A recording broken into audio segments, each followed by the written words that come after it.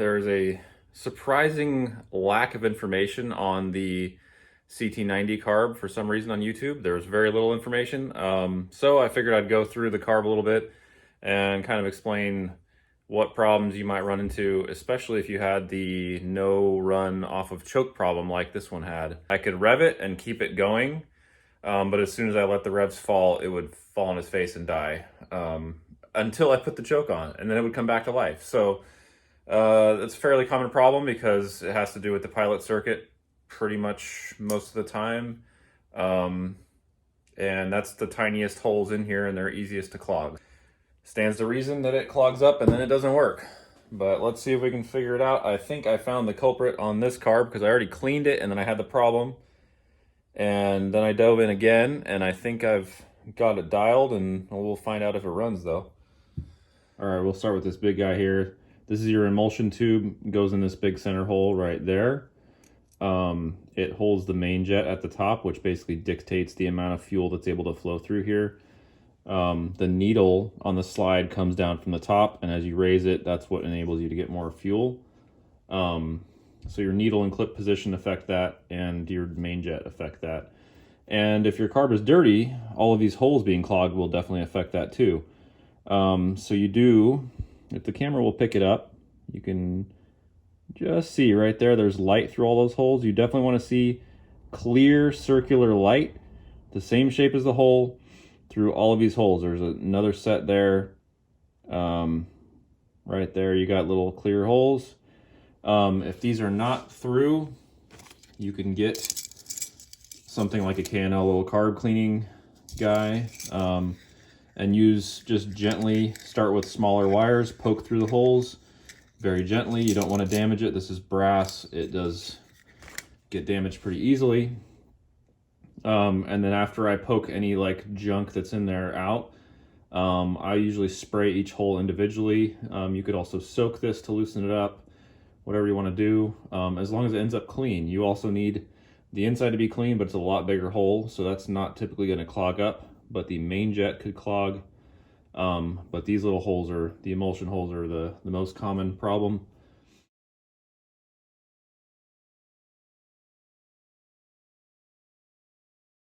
So that's that. Pretty simple to clean those, usually not too bad to do. The bigger problem tends to be the pilot, as I said. This is an all-in-one pilot jet / emulsion tube. It's got some bigger emulsion holes on it, a couple pairs. You can see they're clear again. So these, just because of the size, especially the through hole, I don't know if the camera is going to pick up this. Oh, it might actually. What do you know? Look at that. So there's a tiny little pinhole through that. That thing will always clog. On like any dirty carburetor, they're pretty much always clogged.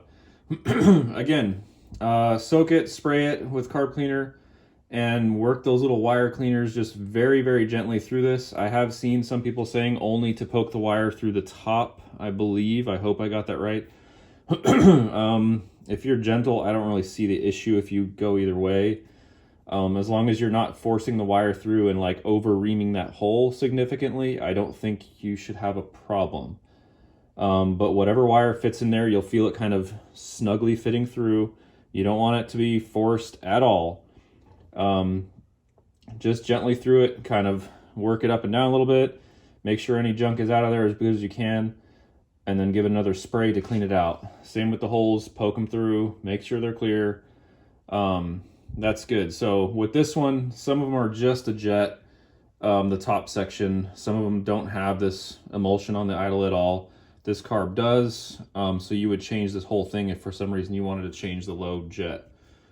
Apparently a lot of the other older CT90 carbs, this is a 78, 79 version, the round float. The other ones had a square float shape, or rectangular, and they apparently had press fit idle jets, so they weren't apparently really designed to be easily taken out and put back. So I'm told you can grab them with pliers and gently wiggle them and pull them out, clean them, and then gently press them back in, and they'll be fine. As long as you're gentle and don't damage anything, don't overly ream the hole, don't overly sand the jet to make it too loose. As long as you leave that alone, you can press it back in, it should be fine. Oh, the light's working really well, actually. So at the bottom here, you can see that little hole. It angles to the right. Can't quite make it out, but the hole exits right next to that little brass piece in the center, the little needle piece. So you should be able to spray carb cleaner in there and definitely see it spray through there. Let's see if I just pop a little. I'm using brake clean. It's definitely won't work. So if I just spray a little bit, you can see it spray up through that little hole. So that should definitely be able to go through. This one has an interesting little kind of a cross port here, which I noticed after I already had a problem. Because like I said, the bike would not idle off choke. So basically the slow jet, or the pilot jet, whatever you want to call this guy, allows a certain amount of fuel through and through that hole that I just showed you. So that's not adjustable unless you change the size. That's just a given amount that you're going to get. So this one has a mixture screw or a pilot screw, whatever you want to call that, which is here. You can see it's got a very fine little needle tip there.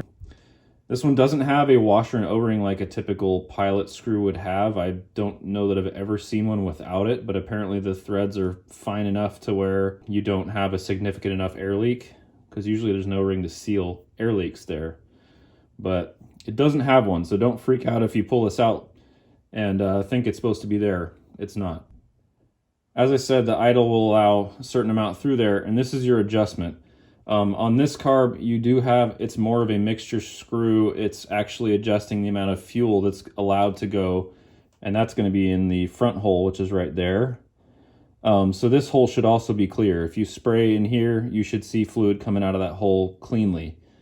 Not a distorted spray. It should spray really like a nice, consistent spray through that hole if it's not blocked.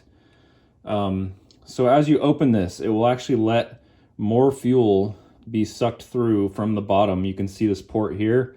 It crosses over and it meets this little port. So there's actually, I looked at this and realized that there must be a port in between there, a very small hole that joins the two passages. And there is. You can't see it at all through here, and you can't really tell from here either. But when I took out the low-speed jet, I noticed at the very bottom there was a small little white clump of junk there stuck right where that hole is. And I didn't catch it before, and it didn't come out during the first carb clean. I missed it. I actually had to shine a flashlight down in there. So I never saw it because, as you can see, it's very dark and hard to see down there. But when I took a flashlight, you can kind of, there you go. So on the bottom left, you can almost kind of tell that's just a shadow, I think, but that's about where that hole is supposed to be. And right in that little dark spot at the bottom, there was a clump of little white buildup, which, as far as I know, was blocking this port that goes to your mixture adjustment. So it was not getting the amount of fuel that it needed, which is why you had to run it on choke, because it was getting too much air without the choke and not enough gas. So I got in there, sprayed it specifically, and I pushed it with the straw to make sure I broke it up a little bit, gently just broke it off with the straw, blasted it out, took some compressed air, blasted in there to get anything else out of that hole. And then what I did, because I have no way of clearing this with a wire. It's a 90-degree hole. There's no way to get anything in there physically to clean it. So the problem is this hole is joined to these two holes inside the carb. So I was trying to block, putting my finger down and blocking these holes as good as I could, which then allowed me, that leaves only this as an exit. So it forces, if you put the fluid in there, it forces at least some fluid to cross over and exit that way. At least it gives it some pressure, because it can't easily go through the much larger hole in the back. So I blocked both holes, and then I also tried blocking one at a time to make sure like fluid's just flowing through every passage I could get. So I blocked both holes and I sprayed this. Let's see if we can get a little spray in there without making too much of a mess. So I've got my finger pushed on the holes like as good as I can. And you should see like that. You should see fluid coming through. If you don't have that fluid coming through at all, then you're 100% clogged. there should definitely be a good amount of fluid going through that. You can also do the reverse, because again, I've got this hole blocked in the carb, and it should come down through your pilot. And I can feel the pressure on my finger, but it does come through down the pilot. But the hole in the front here is a lot bigger than that hole, so it wants to go out that because there's a lot less resistance. But definitely work that a bit. I'm also using like a computer compressed air thing with the straw. You can use a compressor, whatever you want to use. I kind of like the little computer electronic spray, because you can get down in there just like the carb cleaner. But do that a few times, blast it out with air, make sure that's completely clean. And there's a good chance that'll fix your idling issues, or at least help. Another note on the 78-79 carburetor, you have an actual mixture screw which is allowing fuel. So when you open it, you're getting more fuel in. I believe on the pre-78 carbs, it has more of just a wider taper end, and it's actually an air screw. So actually, when you open it, you're going to get leaner because it's an air circuit. So it's not a fuel circuit. If you know that I'm wrong, feel free to comment that. I'm pretty sure that's what it is.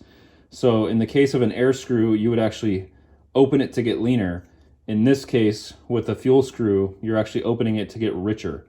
So important to note.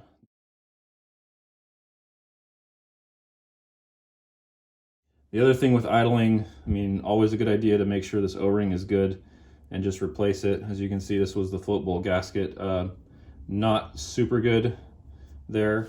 If you spray some carb cleaner or starting fluid around the intakes and it revs up, that means you've got an air leak and you're sucking fuel through that crack, and you've got a gasket problem somewhere on the intake. So this one I did spray around, had no problems, because this is new. I made a new gasket for here, so I didn't expect this to be leaking.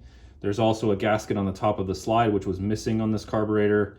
That came with my carb kit, so I replaced that. I did spray that also, because that's also a potential air leak spot. And yeah, that should be it. The regular, I forget off the top of my head what these are, but they should also be clear. If you just spray some carb cleaner in there, they should shoot through. They're pretty big, again, not as likely to clog unless your carb is really gunked up. So yeah, and then this little built-in O-ring seals it, and that's actually the fuel inlet right here where your float valve goes. Spray that too, make sure it's clean. There's no replaceable seat, unfortunately. No adjustable float on this year either, unfortunately, but it does sit fine on mine, so I'm not going to worry about it. I mean, you could probably adjust that, but I don't want to bend the plastic that's 40 years old. No thanks. Alrighty, well, I hope that helps, and I hope this cleaning helped this carburetor, and I hope this bike's going to run. Let's see if it works out.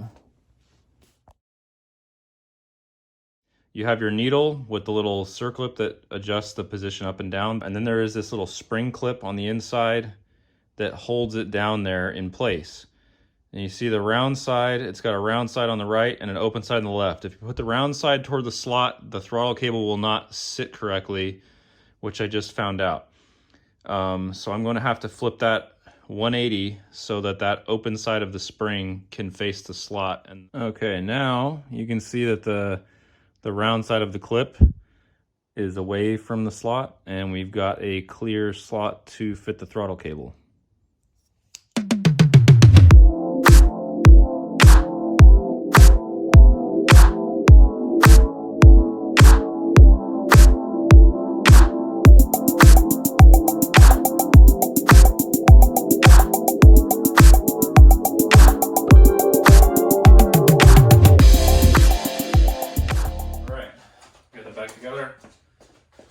See how she does.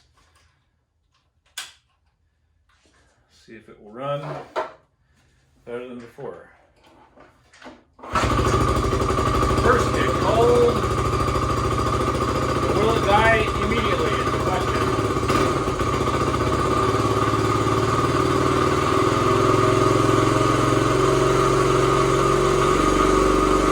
Oh, it would have already been dead last time.